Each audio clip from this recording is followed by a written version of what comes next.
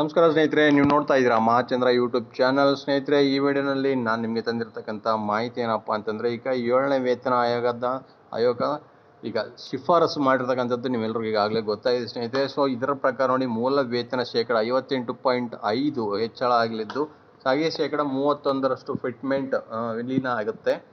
So ಇದ್ರ ಬಗ್ಗೆ ಒಂದು ಮಾಹಿತಿ ಈಗ ಪ್ರಜಾವಾಣಿಯಲ್ಲಿ ಪ್ರಕಟ ಆಗಿರ್ತಕ್ಕಂಥದ್ದು. ಇದರಲ್ಲಿ ಡೀಟೇಲ್ಸ್ ಏನೇನು ಕೊಟ್ಟಿದ್ದಾರೆ ಅಂತ ನಾನು ನಿಮ್ಗೆ ಈಗ ತಿಳಿಸ್ಕೊಡ್ತಾ ಇದ್ದೀನಿ. ನೀವು ಮಾಡಬೇಕಾಗಿರೋದು ಇಷ್ಟೇ, ವಿಡಿಯೋ ಸ್ಕಿಪ್ ಮಾಡ್ದೇ ಪೂರ್ತಿಯಾಗಿ ನೋಡಿ. ಹಾಗೆಯೇ ನಮ್ಮ ಚಾನಲ್ನ ಇನ್ನೂ ಸಬ್ಸ್ಕ್ರೈಬ್ ಮಾಡ್ಕೊಂಡಿಲ್ಲ ಅವರು ಈ ಕೂಡಲೇ ಸಬ್ಸ್ಕ್ರೈಬ್ ಮಾಡ್ಕೊಳ್ಳಿ. ಬನ್ನಿ ಜನರೇ ನೋಡೋಣ. ಹಾಗಾದರೆ ನೋಡಿ, ರಾಜ್ಯ ಸರ್ಕಾರಿ ನೌಕರರ ವೇತನ ಪರಿಷ್ಕರಣೆಗೆ ರಚಿಸಿದ್ದ 7ನೇ ವೇತನ ಆಯೋಗವು ಶೇಕಡ 31ರಷ್ಟು ತುಟ್ಟಿ ಭತ್ಯೆಯನ್ನು ಮೂಲ ವೇತನದಲ್ಲಿ ವಿಲೀನಗೊಳಿಸುವ ಜೊತೆಗೆ ಶೇಕಡ 27.5ರಷ್ಟು ಫಿಟ್ಮೆಂಟ್ ನೀಡುವಂತೆ ಸರ್ಕಾರಕ್ಕೆ ಶಿಫಾರಸನ್ನು ಮಾಡಿದೆ.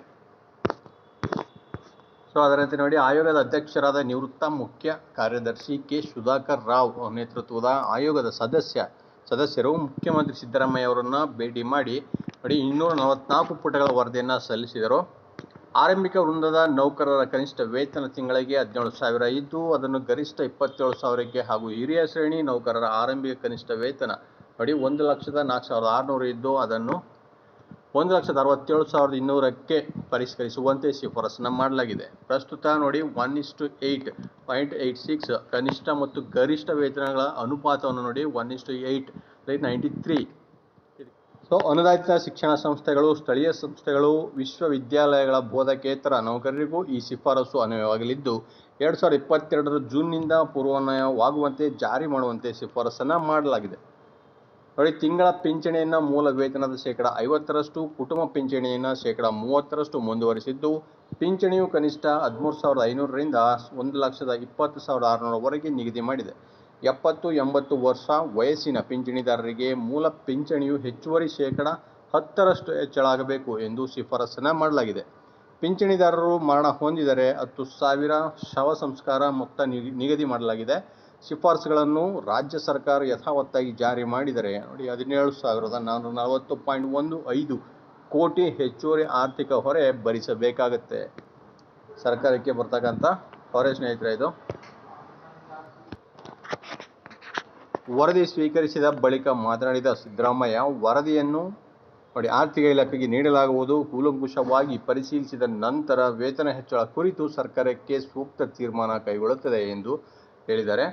ವೇತನ ಆಯೋಗದ ಅವಧಿಯನ್ನು 3 ತಿಂಗಳು ವಿಸ್ತರಿಸಲಾಗಿತ್ತು. ಈ ಅವಧಿಯು ಮಾರ್ಚ್ 15ರಂದು ಮುಕ್ತಾಯಗೊಂಡಿದೆ. ವೇತನ ಪರಿಷ್ಕರಣೆಗೆ ಈಗಾಗಲೇ ನೀಡಿರುವ ಶೇಕಡ 17ರಷ್ಟು ಮಧ್ಯಂತರ ಪರಿಹಾರ ಮುಂದುವರಿಯಲಿದೆ ಅಂತ ಹೇಳಿದ್ದಾರೆ. ನೋಡಿ, ಇದರಲ್ಲಿ ಮುಖ್ಯ ಮಾಹಿತಿಗಳು ಏನೇನಿದೆ ಅಂತಂದರೆ ನೋಡಿ, ಶೇಕಡ 25.5ರಷ್ಟು ಫಿಟ್ಮೆಂಟು, ಶೇಕಡ 31ರಷ್ಟು DA ವಿಲೀನ, ವಾರ್ಷಿಕ ವೇತನ ಬಡ್ಡಿ ದರ ಕನಿಷ್ಠ 400ರಿಂದ ಗರಿಷ್ಠ 650ಕ್ಕೆ, ಕನಿಷ್ಠ 3,100ರಿಂದ 5,000ಕ್ಕೆ, ಸಮವಸ್ತ್ರ ಭತ್ಯೆ, ಪ್ರಯಾಣ ಭತ್ಯೆ, ದಿನಭತ್ಯೆಗಳು ಶೇಕಡ 25ರಷ್ಟು ಹೆಚ್ಚಳ, ಅಂಗವಿಕಲ ಮಕ್ಕಳ ಶೈಕ್ಷಣಿಕ ಭತ್ಯೆ 1,000ದಿಂದ 2,000ಕ್ಕೆ ಹೆಚ್ಚಳ, ಗೃಹ ನಿರ್ಮಾಣ ಮುಂಗಡ 40 ಲಕ್ಷದಿಂದ 65 ಲಕ್ಷದವರೆಗೆ ಹೆಚ್ಚಳ, ಗ್ರೂಪ್ ಸಿ ಡಿ ವೃಂದದ ವೈದ್ಯಕೀಯ ಭತ್ಯೆ 200ರಿಂದ 500ಕ್ಕೆ ಹೆಚ್ಚಳ.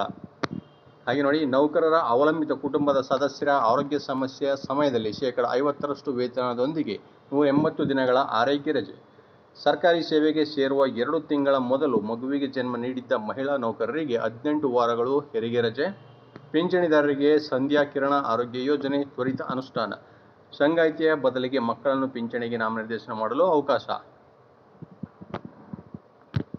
ಹಾಗೆ ನೋಡಿ, ವಾರಕ್ಕೆ 5 ದಿನ ಕೆಲಸ ಮಾಡೋದಕ್ಕೆ ಈಗ ಅದೊಂದು ಶಿಫಾರಸನ್ನು ಮಾಡಿರ್ತಕ್ಕಂಥದ್ದು. ಸರ್ಕಾರಿ ನೌಕರರ ಕೆಲಸ ವಿರಾಮದ ಸಮತೋಲನ ಹಾಗೂ ಕಾರ್ಯಕ್ಷಮತೆಯ ಗುಣಮಟ್ಟ ಕಾಯ್ದುಕೊಳ್ಳಲು ವಾರದಲ್ಲಿ 5 ದಿನಗಳ ಕೆಲಸ ಅವಧಿ ನಿಗದಿ ಮಾಡಲು ಆಯೋಗ ಶಿಫಾರಸನ್ನು ಮಾಡಿದೆ. ಸರ್ಕಾರಿ ನೌಕರರ ವಿವಿಧ ಸಂಘಟನೆಗಳು ಹಾಗೂ ಇಲಾಖೆ ನೌಕರರು 5 ದಿನಗಳ ಕಾಲಾವಕಾಶದ ಕೋರಿಕೆ ಸಲ್ಲಿಸಿದ್ದಾರೆ.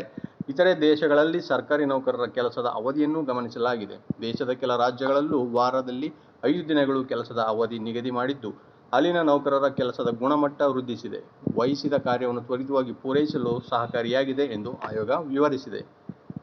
ಸೊ ಇದಿಷ್ಟು ಮುಖ್ಯವಾದ ಮಾಹಿತಿಗಳು ಸ್ನೇಹಿತರೆ. ಸೊ ನೋಡೋಣ, ಈಗ ಎಲೆಕ್ಷನ್ ಮುಗಿಯೋದ್ರಿಂದ ಈಗ ಎಷ್ಟು ಬೇಗ ಈಗ ಆಯೋಗ ಈಗ ಶಿಫಾರಸು ಮಾಡಿರ್ತಕ್ಕಂಥದ್ದನ್ನು ಜಾರಿಗೆ ತರುತ್ತೆ ಅಂತ ಕಾದು ನೋಡೋಣ.